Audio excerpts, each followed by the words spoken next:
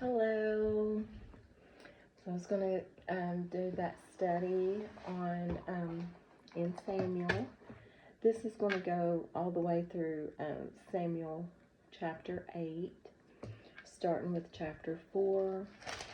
And we'll be going over a few things in there. So what's going on in 1 Samuel in chapter 4 is talking about, they were having conflicts with the Philistines, ever how you say it. So they were fighting against the Philistines, and I'm going to read 4 through 5.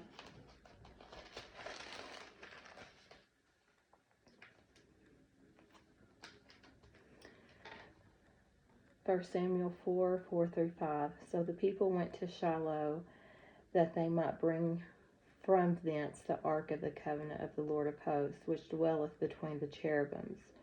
And the two sons of Eli, Hophni and Phinehas, were there with the ark of the covenant of God. And the ark of the covenant of the Lord came into the camp, and all Israel shouted with a great shout, so that the earth rang out. And then in 5 through 11, the Philistines knew that the God of Israel was powerful. They knew what happened in Egypt and to the countries around about when they were coming out of Egypt, how that the Lord fought for Israel and the mighty works and the miracles that were done. So they got scared. And it said in verse 7 of chapter 4, it says, And the Philistines were afraid, for they said, God is come into the camp. And they said, Woe unto us, for there hath not been such a thing therefore. And in 8 it says, Woe unto us, who shall deliver us out of the hand of these mighty gods? These are the gods that smote the Egyptians and all the plagues in the wilderness. But they said, Be strong. They were telling themselves to be strong and be quiet, and quiet yourselves like men. O ye Philistines, that ye be not servants unto the Hebrews, as they have been to you. Quiet yourself like men and fight. And so they did fight, and they actually overtook the Israelites, and they took the Ark of the Covenant. And when they got the Ark of the Covenant, they killed the sons of Eli, and then we can read that in 4:17 through 18. And there was a Benjaminite, he was of the tribe of Benjamin. He ran from the conflict, the battle, and he went and told Eli what had happened. And when Eli heard that the ark of the Lord was taken from Israel, he fell backwards and he died. And it was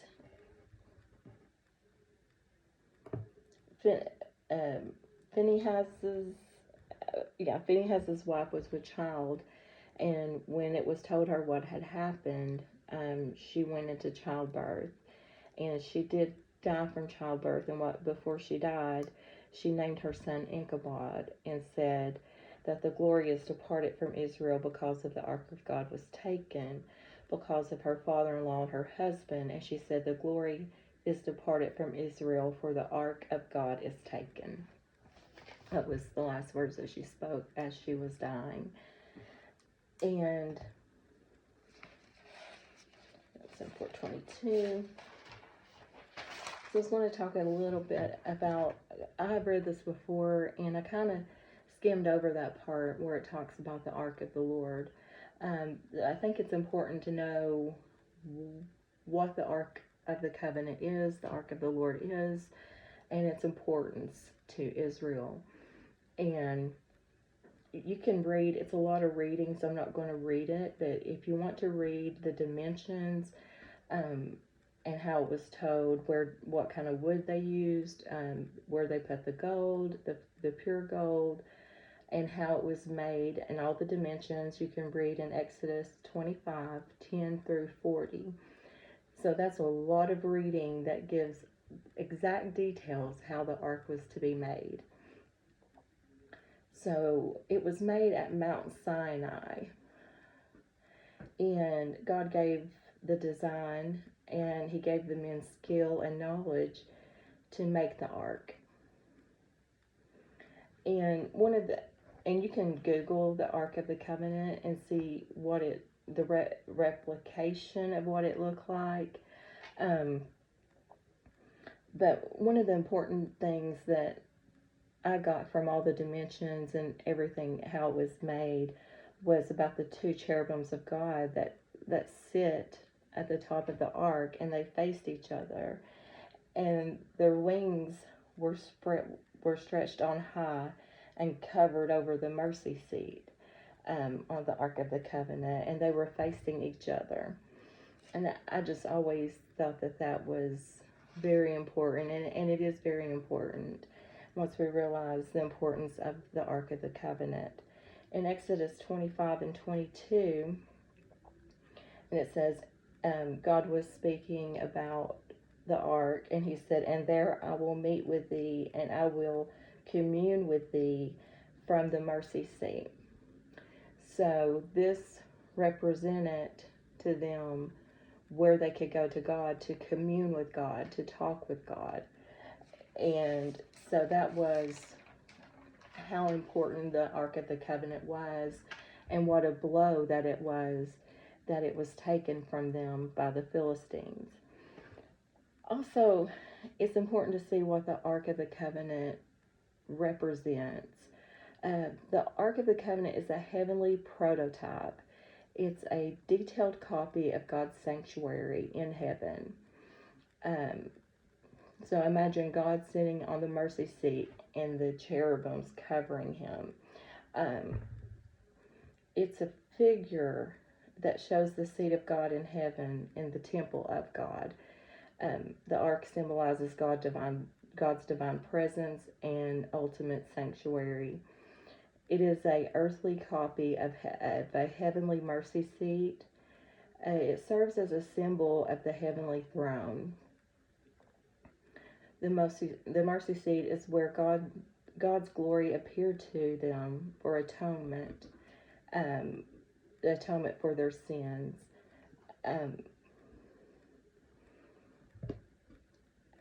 And it also points to Christ's ultimate sacrifice as the means of atonement for all believers. It's the full restored presence of God through Jesus Christ.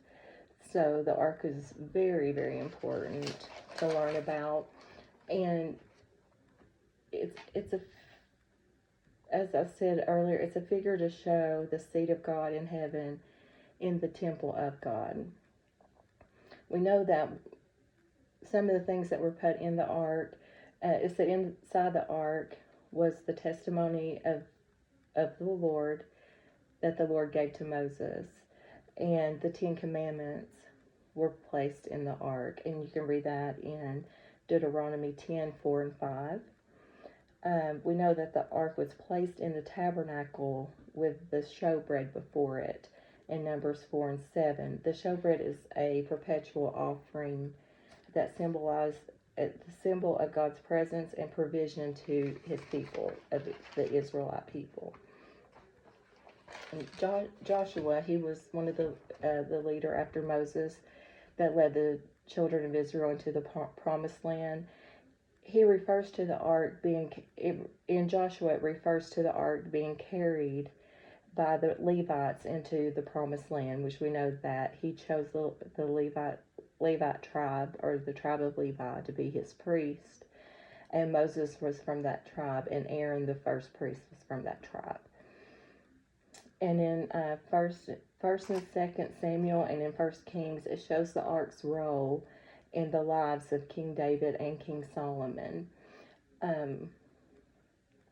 When David danced before the ark with joy when they brought it to Jerusalem, home to Jerusalem. And of course we know that King Solomon um, it in Second Chronicles 2 through 9, it depicts the ark being brought into the most holy place of the temple that Solomon had built for God. David had a desire to build God a house, but God said, no, you can't do it, because he was a man of war and he had blood on his hands, even though it wasn't like murder. But he was a man of war and he wasn't allowed to make the house. But he got a lot of the things together that was needed to make the temple, and Solomon overseen the building of the temple. And of course, God gave direction of how he wanted the temple built, and he gave the men, again, knowledge and skill to build it to his how he wanted it built. His what's the word I'm trying to think of?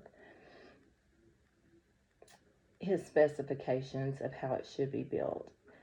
And we know that when God gives us these dimensions and specifications for something, he's showing us something that is in heaven or has to do with him. He is revealing himself. He's showing you who he is. He's showing you where he comes from and who he is. And that's very touching to me. I got very emotional when I was doing the study, and I was talking to my son about it, and I kind of went over the study with him. And I said, as soon as I can keep my emotions down, then I can do this, because it just meant so much to me. It was like my heart was just pounding out of my chest when I realized God was showing the people of Israel where he was from. And he gave those dimensions and everything, and he communed with them from the mercy seat there on the Ark of the Covenant. And Jeremiah prophesies that the ark will not be made again, and Jerusalem itself will become God's throne. So things will be different. Jeremiah was talking about the last days a lot, and even God told David. He said, why, about when David was on his heart to build God a house, and of course to put the Ark of the Covenant in the Holy of Holies in the temple, to show God respect. But God was like, I've made everything. Why would you build me a house? Heaven is my throne and the earth is my footstool. So in Hebrews 9:20-27, I'm going to read that because it kind of explains a little bit how God uses things to show us something that is something in heaven. And of course, we know that he did that with the Ark of the Covenant. But in Hebrews 9:20-27,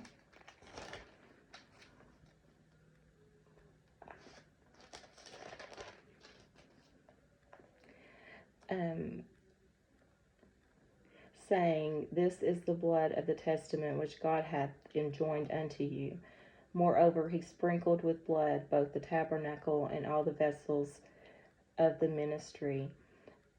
And almost all things are by the law purged with blood, and without the shedding of blood is no remission of sins. It was therefore necessary that the patterns of things in the heavens should be purified with these." So there in verse 23, it's necessary that the patterns of things in heaven. So he shows us things that are in heaven that we can't see yet, but he shows us those things in patterns. And it says, "And therefore necessary that the patterns of things in the heavens should be purified with these, but the heavenly things themselves with better sacrifices than these. For Christ is not entered into the holy places made with hands, which are the figures of the true." So there in verse 24, these are figures of the true, just letting us see something, that we can see, that we can understand a little bit of the things in heaven, the figures of the true, but into heaven itself, now to appear in the presence of God for us. Nor yet that he should offer himself as the high priest entereth into the holy place every year with the blood of others, for then must he often have suffered since the foundation of the world. But now once in the end of the world hath he appeared to put away sin by the sacrifice of himself. And as it is appointed unto men once to die, and after this the judgment. So Christ was offered to bear the sins of many, and unto them that look for him shall he appear the second time without sin unto salvation. So we know that that's how God likes to show us things, is with patterns and figures. And that's what the Ark of the Covenant was. And even the tabernacle that the Ark of the Covenant was in was also a figure and a pattern of things in heaven. And the temple was also that. And in Revelation 11 and 19, I'm going to show you something here, and this also just gives me chill bumps, and it really makes me feel something amazing. Like I'm seeing something amazing here. And I never did get to see the Ark of the Covenant, but one day I will. In 11 and 19, it's a picture in heaven. It's showing you what's going on in heaven. John was caught up and showed these things. He was showed things in heaven, and he was told to write about them, and that's how we have the Revelations. But in Revelations 11 and 19, it says, the temple of God was opened in heaven. So this temple is not always open for all to see or all to come in, but at this point in time, when John is getting to see what's going to happen in the last days, it says, and the temple of God was opened in heaven, and there was seen in the temple the ark of his testimony, the ark of his testament, and there were lightnings and voices and thunderings and earthquakes and greater hail.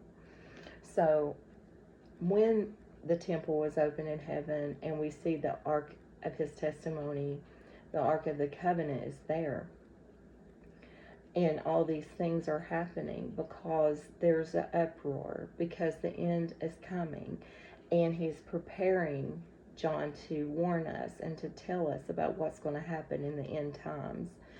And we get to see his temple. It is opened up, and the ark is there. So all these fortune hunters and everybody that's looked for the ark, you'll never find it, because it's no longer on earth, because it's no longer needed to be that figure, because now Jesus is the New Testament, and he is that figure that we need. If you see me, you have seen God.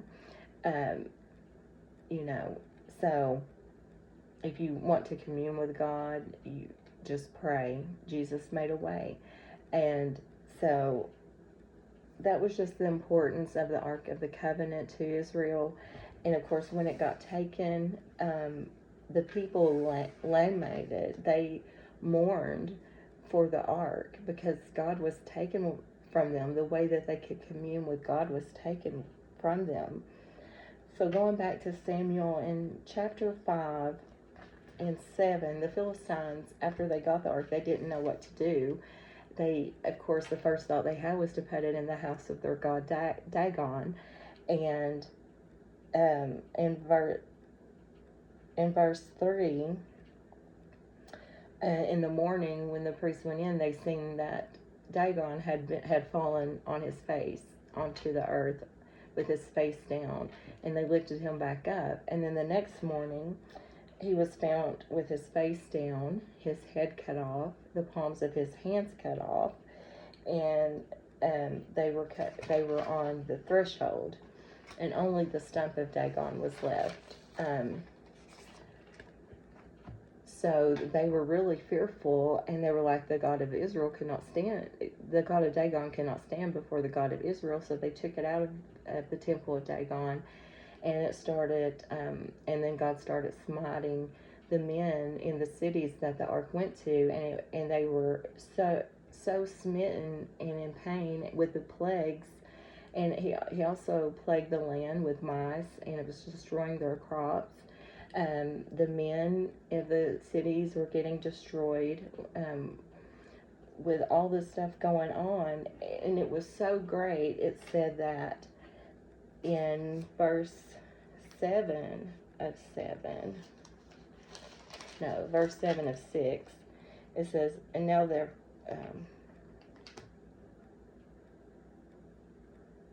no. Oh, and okay, so 5 and 7. And when the men of Ashdod saw that it was so, they said, the ark of God of Israel shall not abide with us, for his hand is sore upon us and upon Dagon our God. And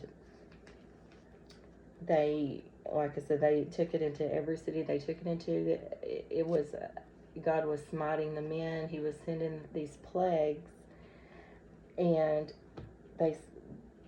they called for the priest and the diviners in chapter 6, asking them, what can we do to appease this God who is smiting us?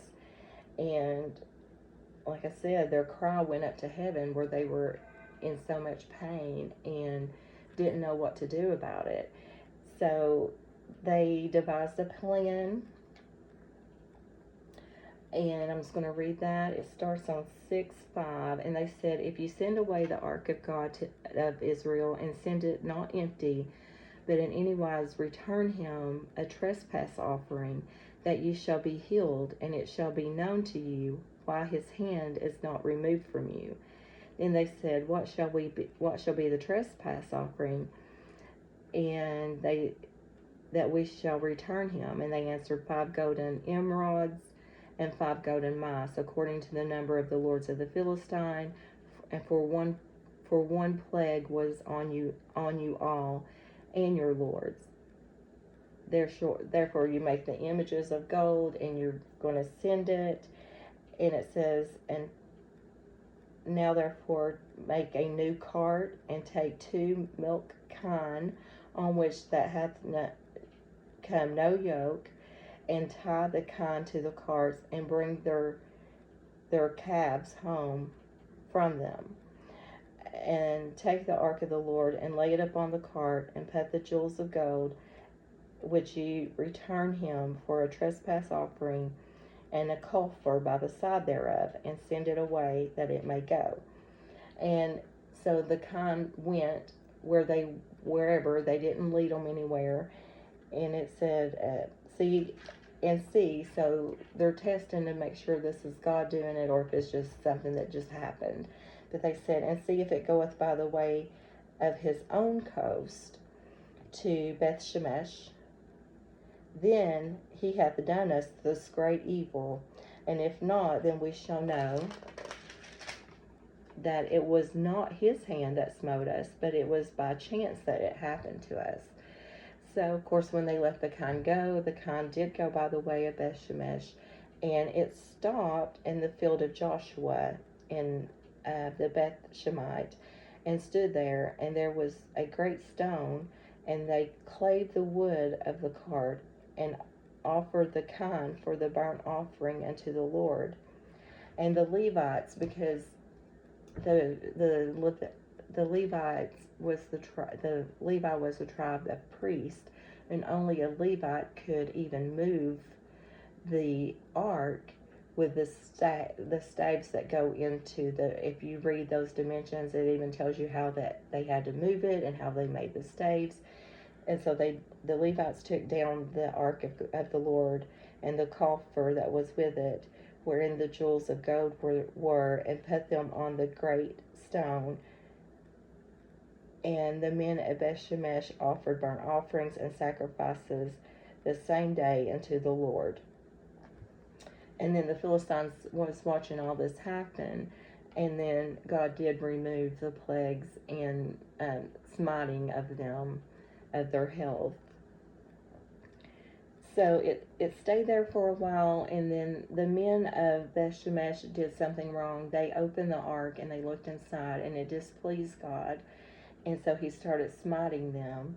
And in chapter 7 it said the men of Kirjath-jearim,